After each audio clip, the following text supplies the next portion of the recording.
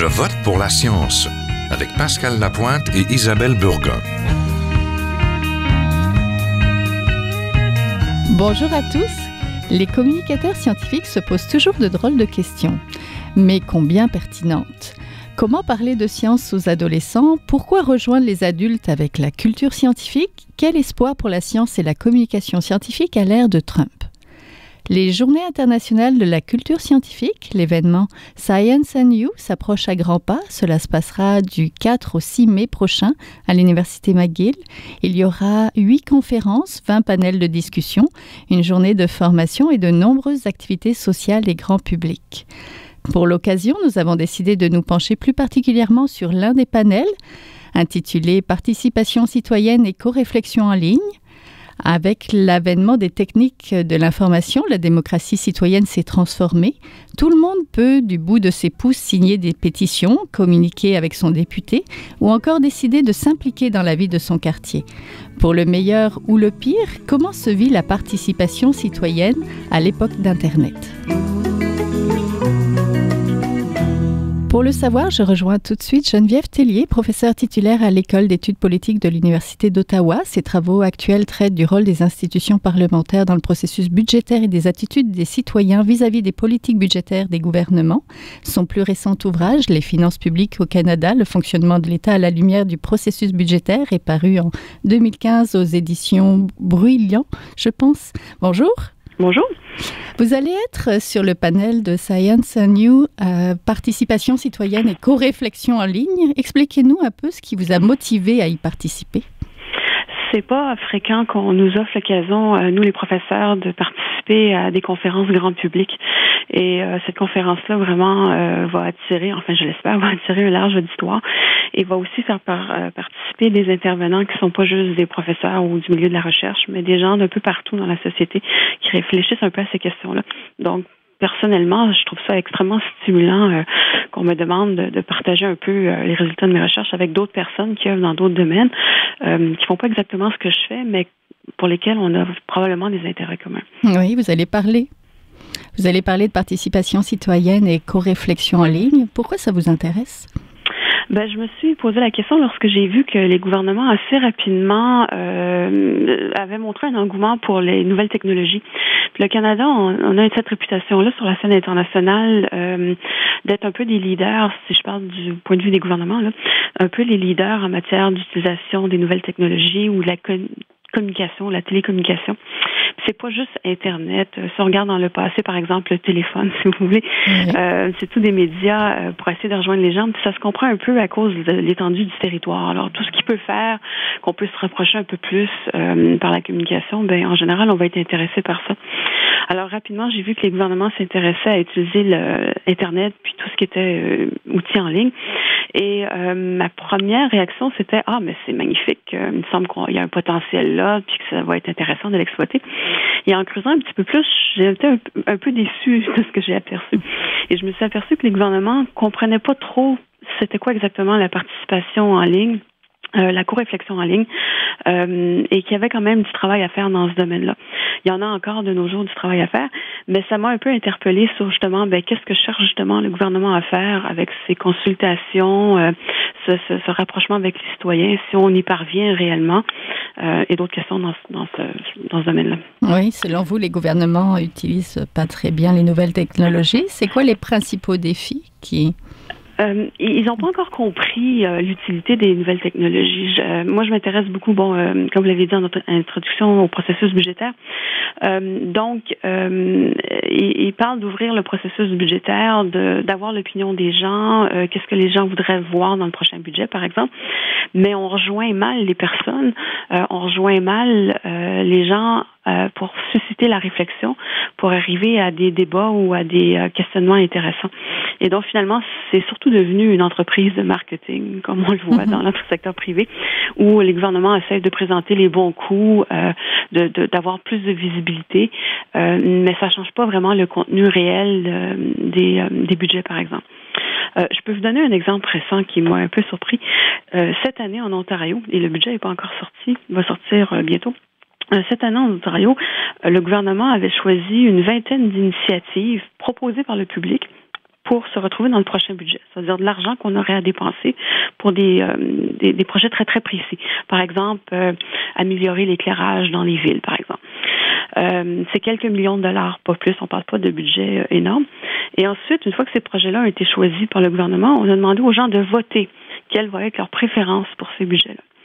Ça peut paraître être une bonne idée à première vue, mais le problème, c'est que on demande aux gens de voter juste sur une partie infime du budget et on ne rejoint pas toute la population en demandant de voter sur ces budgets-là. C'est-à-dire que c'est seulement les gens qui vont être au courant de ce vote-là qui vont y participer. Et enfin, les gens vont plutôt voter pour les projets dans leur communauté plus que des projets qui bénéficieraient sur la scène provinciale. Donc, on dirait un peu que les dés sont pipés à l'avance. C'est pas vraiment un effort de réflexion, c'est plus un concours de popularité, si vous voulez. C'est un peu un exemple que je voulais vous montrer de mauvaise utilisation des nouvelles technologies qui sont quand même prometteuses, mais il faut savoir bien les utiliser. Oui, c'est un bon exemple. Vous vous intéressez donc aux consultations publiques et à leur place dans nos systèmes démocratiques. Qu'est-ce qui a principalement changé avec l'arrivée d'Internet et des technologies de l'information? Je vais vous dire qu'est-ce qui pourrait changer, parce qu'on est encore à l'étape de la réflexion, puis je pense pas qu'il y ait eu encore des gros changements. Ce que ça permet, c'est qu'on peut aller rejoindre directement la population, les citoyens, puis leur demander leur avis directement sur une foule de sujets. Alors, on peut se poser la question, est-ce qu'on a encore besoin de représentants élus? Pourquoi est-ce qu'on fait des élections? Et donc, c'est une façon de court-circuiter un peu ces représentants-là qui participent au paysage politique depuis des décennies, si c'est pas plus longtemps que ça. Alors, c'est toute la reconfiguration du lien entre le gouvernement et la population. C'est un lien qui est plus direct. C'est même la question de la démocratie, si vous voulez. Alors, au lieu de participer à tous les 4 ans à élire un gouvernement, on se prononcerait de façon beaucoup plus régulière sur une foule d'initiatives que le gouvernement voudrait mettre en place. Donc, c'est ce qu'on entend par participation directe, par démocratie participative ou démocratie délibérative. Maintenant, la question qui se pose, c'est est-ce qu'on a le temps, nous, en tant que citoyens, de participer plus activement à la vie publique? C'est une vieille question auquel les philosophes grecs dans l'Antiquité avaient déjà réfléchi. Donc, on revient encore à la même problématique. Est-ce qu'on va avoir des référendums? Parce que finalement, ce serait ça, de façon très régulière pour se prononcer sur une foule de sujets. C'est pas sûr que c'est ce qu'on veut avoir. C'est quand même utile d'avoir des représentants élus qui prennent des décisions pour nous parce que nous, on n'a pas le temps. C'est pas notre travail. On a autre chose à faire et on n'a pas toutes les connaissances pour le faire. Donc, c'est justement ce que ça amène comme réflexion, c'est quel genre de nouvelle participation on veut. Est-ce que c'est désirable? Est-ce que c'est faisable? Est-ce que c'est souhaitable? Et on est encore à l'étape de la réflexion.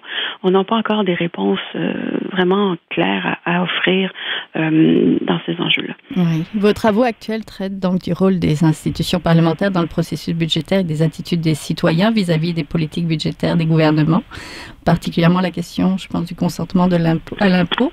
Les gouvernements semblent privilégier donc les consultations publiques et la communication lors de l'élaboration des budgets. Vous l'avez dit, c'est fini le temps des secrets, mais on n'a plus vraiment de surprise. C'est plus la peine de surveiller donc les chaussures du ministre. Pourquoi favoriser cette communication? Faut-il regretter ou l'encourager, cette communication entre le gouvernement et nous à une direction? Comment on pourrait favoriser peut-être l'échange? Oui, il faut l'encourager. Je pense que il y a beaucoup d'informations utiles qu'on aimerait savoir, mais en même temps, il faudrait l'encadrer. C'est un peu comme la publicité, si vous voulez, qu'on retrouve dans le secteur privé. Et les gouvernements actuels se comportent de plus en plus comme des entreprises privées pour essayer de nous vendre quelque chose et de nous convaincre que ce qu'ils font, c'est la bonne chose. Donc, c'est un peu le danger dans lequel on est, c'est qu'à avoir trop d'informations qui n'est pas validée par une source indépendante, on court le risque d'être un peu manipulé. Alors, Internet, dans ce cas-là, ne remplirait pas vraiment ses promesses et n'améliorerait pas la qualité de la démocratie. Donc, c'est le danger qu'on a actuellement. Par contre, si on peut avoir justement des sources pour valider l'information du gouvernement, et c'est possible parce qu'en rendant public ces informations-là, des personnes peuvent les analyser, peuvent les regarder. Dans ce cas-là, oui, on pourrait augmenter la qualité de ce que le gouvernement nous fournit, puis il faut l'encadrer. Là où on se rend compte que ça donne des meilleurs résultats, c'est lorsque la loi est très précise. C'est-à-dire que la loi oblige le gouvernement à déposer certains types d'informations, de rapports, de façon régulière, auxquels il ne peut pas échapper, et souvent validé par une opinion externe. Ça peut être le vérificateur général, ça peut être d'autres fonctionnaires ou d'autres analystes externes. Et dans ces cas-là, on se rend compte qu'effectivement, on gagne. Et ça peut être très intéressant ce qu'on a fait. Par contre, c'est pas tous les gouvernements qui font ça. Et encore là, il faudrait que la population soit aussi intéressée. Alors, je pense que les gouvernements le feraient s'il y avait une demande un peu plus active de la part de la population qui dirait « Oui, on aimerait avoir une information de meilleure qualité de votre part. » Oui, en fait, on est dans une mer d'informations. On est informé, mais pas éduqué, peut-être. Et bon, il manque le volet éducation, peut-être. Est-ce qu'il n'y a pas un palier de gouvernement qui est un peu meilleur que les autres, parce que ça soit le gouvernement, le niveau municipal ou le provincial et tout ça? Est-ce qu'il n'y en a pas? Il me semble que les villes sont très proactives, villes intelligentes, et essayent de communiquer beaucoup, mais peut-être pas dans l'autre sens. Oui, vous avez tout à fait raison. C'est une excellente question. Plus on se rapproche des citoyens, mieux on performe. Et c'est vrai, vous avez raison, les villes font mieux que les gouvernements provinciaux ou que le gouvernement fédéral. Il faut que les enjeux soient précis, affectent directement la vie des citoyens pour que ceux-ci ou nous autres, on décide d'y participer. Et il faut que les enjeux soient très clairs et circonscrits.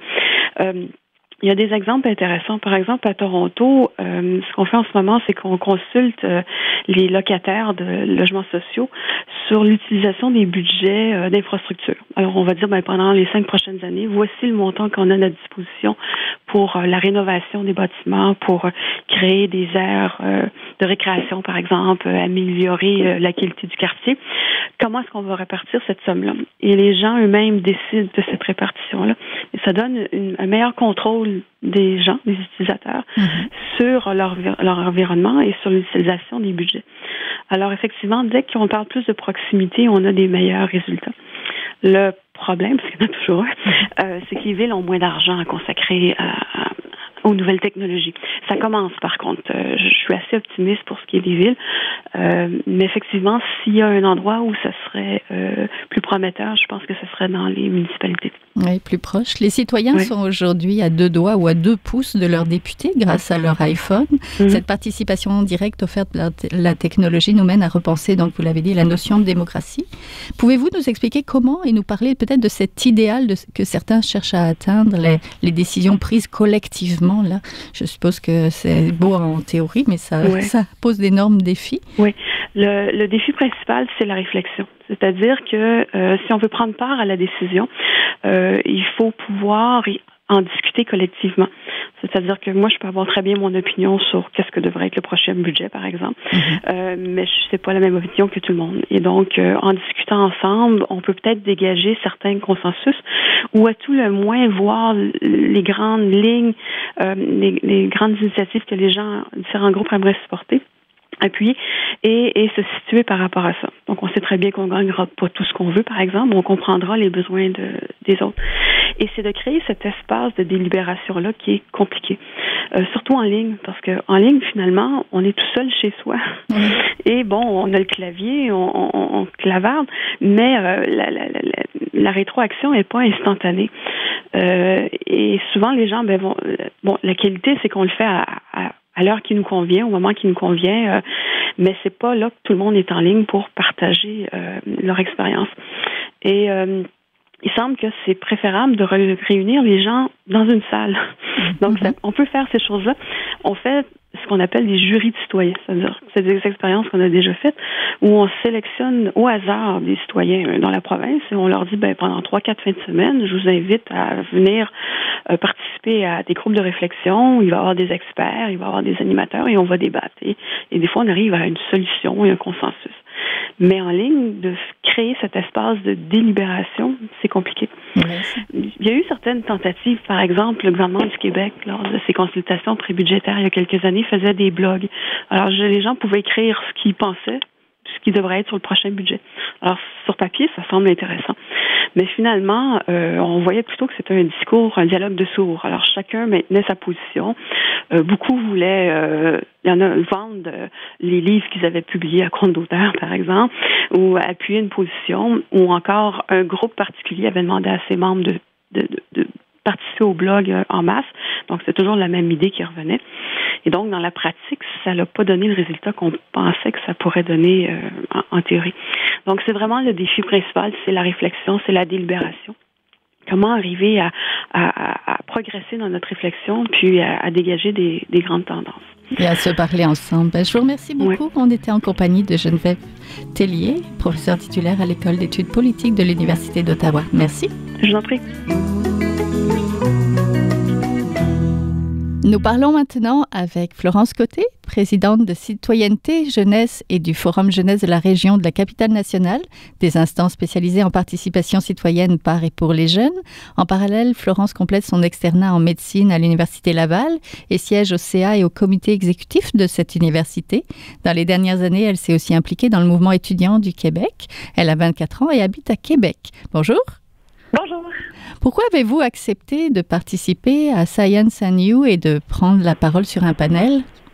Je vous dirais d'emblée parce qu'on me l'a demandé, mais j'ai accepté parce que vraiment le sujet dont il va être question, qui traite vraiment de la participation citoyenne en lien avec les nouvelles technologies, ça touche directement les actions des forums jeunesse puis de citoyenneté jeunesse. Étant donné qu'on travaille en participation citoyenne et qu'on couvre l'ensemble du Québec, c'est certain que pour nous, l'alliance entre la participation citoyenne et les technologies est toujours présente. Oui. Comment se manifeste la participation des jeunes au sein de vos instances? Eh bien, les forums jeunesse sont présents dans presque toutes les régions administratives du Québec depuis le début des années 2000. Ce sont des conseils d'administration qui sont composés en général entre 10 et 20 jeunes de chacune des régions administratives qui se retrouvent et qui sont représentatifs, je vous dirais, de la jeunesse de leur territoire. Donc, on a des jeunes qui vont provenir de différents territoires et de différents milieux d'implication et d'activité, différents secteurs d'activité de la région. Donc, on va avoir des étudiants, des travailleurs, des gens du milieu des affaires, des jeunes du milieu communautaire. Puis, tous ensemble, ils vont arriver à établir des plans d'action pour mobiliser, concerter, former et représenter la jeunesse sur leur territoire. Tous ensemble, au Québec, on est regroupés au sein de Citoyenneté Jeunesse, qui est l'instance nationale, qui, elle, va vraiment servir à structurer l'action nationale des forums jeunesse, puis à les représenter auprès du gouvernement provincial. Et qu'apporte de différent la parole des jeunes à la société publique? Beaucoup de choses. Beaucoup de personnes, peut-être un peu plus...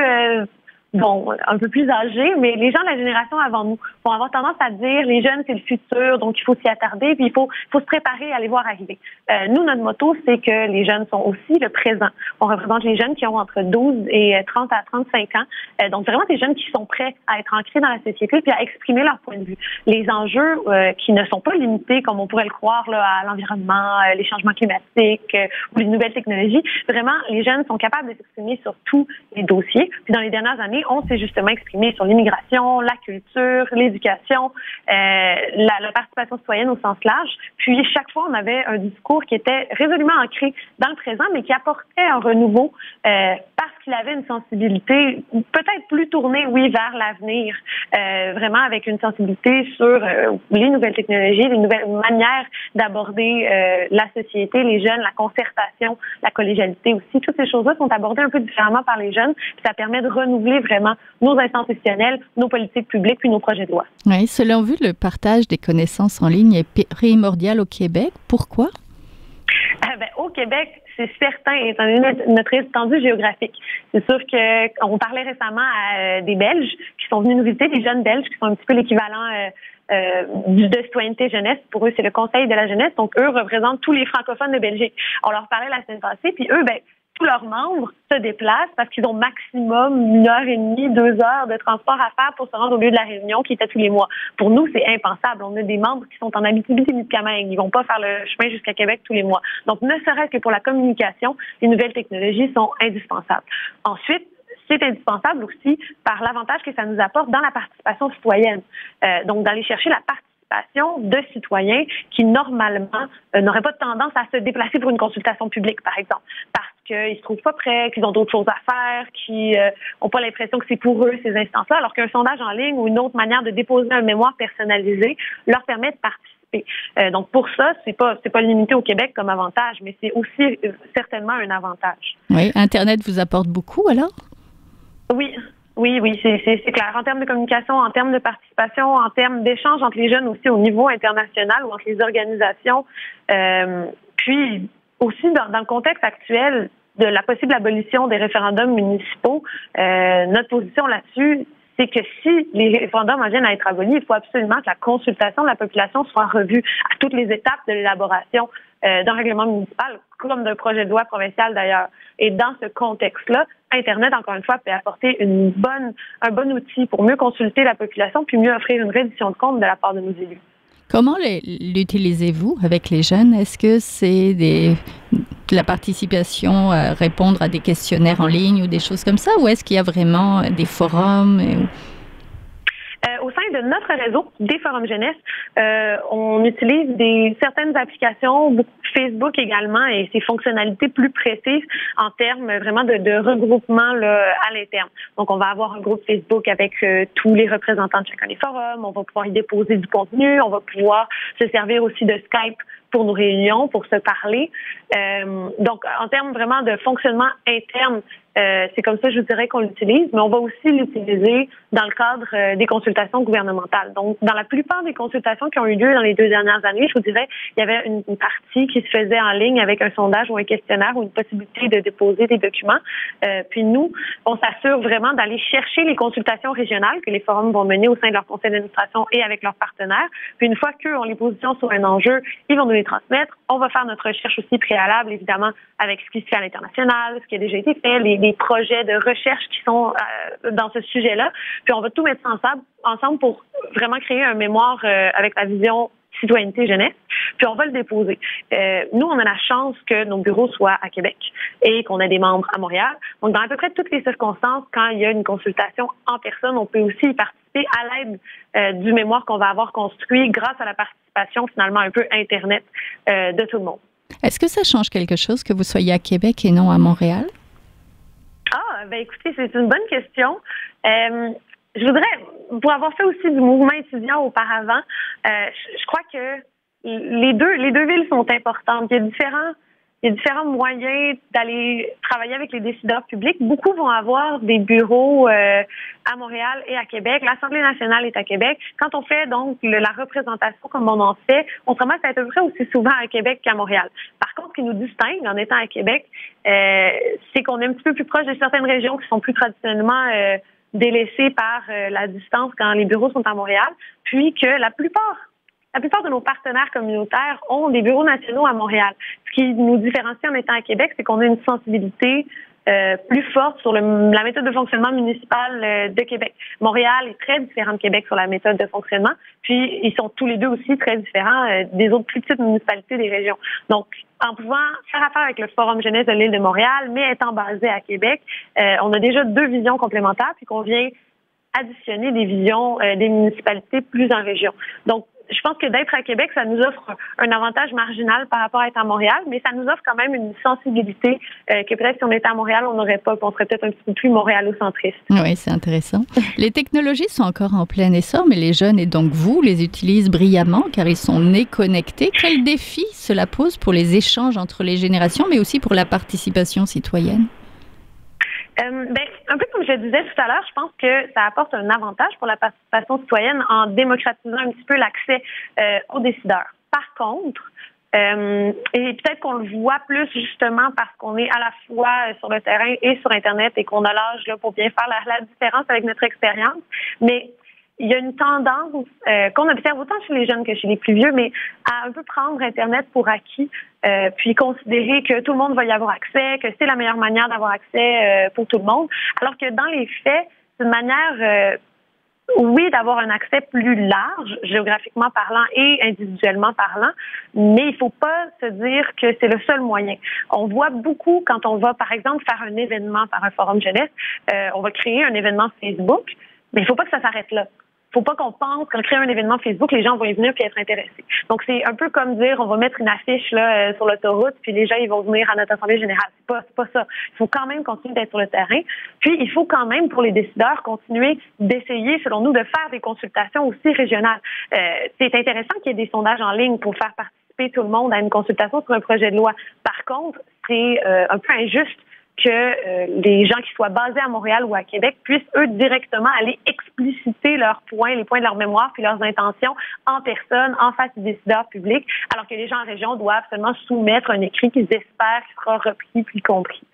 Donc, c'est ça un peu le défi, c'est d'aller dire que c'est en complémentarité. Il ne faut pas abandonner tous les autres avantages qu'on pouvait trouver à la participation présentielle, en participation citoyenne. De la même manière, une manifestation dans la rue va quand même paraître plus fort puis avoir plus d'impact dans l'imaginaire collectif et dans les médias et auprès des décideurs qu'une pétition signée sur le site de l'Assemblée nationale, même si les deux sont très importants pour faire passer des messages. Donc, le défi, je vous dirais, c'est de conserver cette sensibilité-là pour les différents moyens de consulter, de mobiliser, puis de faire la reddition de comptes auprès de la population. Oui, les jeunes savent bien se servir des technologies, mais comprennent-ils tous les tenants de ces progrès technologiques, de ne pas être simplement usagers, mais aussi citoyens et de devoir militer peut-être pour un accès plus équitable à l'Internet et aux technologies de l'information? Exactement. Vous avez extrêmement raison. D'une part, quand vous dites de s'en servir pour participer ou pour s'informer, il faut faire attention. Je pense qu'on a eu une bonne preuve que les gens sont de plus en plus sensibilisés aux bulles d'information, par exemple sur les réseaux sociaux. Après l'élection de M. Trump aux États-Unis, on l'a vu, tout le monde a l'impression, avec aussi les fake news et toutes ces choses-là, tout le monde a l'impression qu'il a raison puis que tout le monde est d'accord avec eux parce que leurs amis, leur cercle d'amis puis leur cercle d'influence auxquels ils sont abonnés sont évidemment d'accord avec eux. Donc, il faut faire attention à ça, mais je pense que tout le monde est en train de se rendre compte peu à peu qu'il faut pas prendre pour acquis les informations qu'on trouve sur Internet et pas penser que tout le monde pense comme nous juste parce que nos amis pensent comme nous. D'un autre côté, comme vous le dites, l'accès à Internet n'est pas équivalent partout au Québec présentement. C'est quelque chose sur lequel on milite, je dirais peut-être pas assez. La Fédération québécoise des municipalités a milité beaucoup dans les dernières années pour qu'il y ait un accès Internet haute vitesse partout au Québec. Ça aide d'une part, la rétention des jeunes, entre autres les jeunes entrepreneurs, pour qu'ils puissent revenir dans leur région, il faut qu'ils aient accès à l'Internet à haute vitesse. Puis ça aide, peu importe entrepreneur ou pas, ça va aider tout le monde à participer s'ils ont accès à Internet, à un réseau cellulaire, accès finalement à la grande autoroute de l'information numérique, ce qui n'est pas le cas présentement. Mais le gouvernement a déposé un plan d'action récemment pour faire face à cette problématique-là. Puis on est confiant là, qu'à terme, et le plus vite possible, idéalement, tout le monde va pouvoir avoir accès à Internet à haute vitesse, même dans les régions les plus éloignées. Oui, merci beaucoup. On était en compagnie de Florence Côté, présidente de CDOINT Jeunesse et du Forum Jeunesse de la région de la Capitale-Nationale. Merci. Merci beaucoup. C'est tout pour cette semaine. Je vote pour la science est une production de l'agence Science Presse avec Radio VM, au micro Isabelle Burguin, à la régie Daniel Fortin. Vous pouvez réécouter cette émission à l'antenne de Radio VM, mais aussi en podcast sur le site de l'agence Science Presse. Je vous encourage à nous suivre sur les réseaux sociaux. Nous tweetons à GBPLS et sur notre page Facebook. N'hésitez pas à nous envoyer aussi toutes les questions que vous aimeriez voir traitées à cette émission. À la semaine prochaine.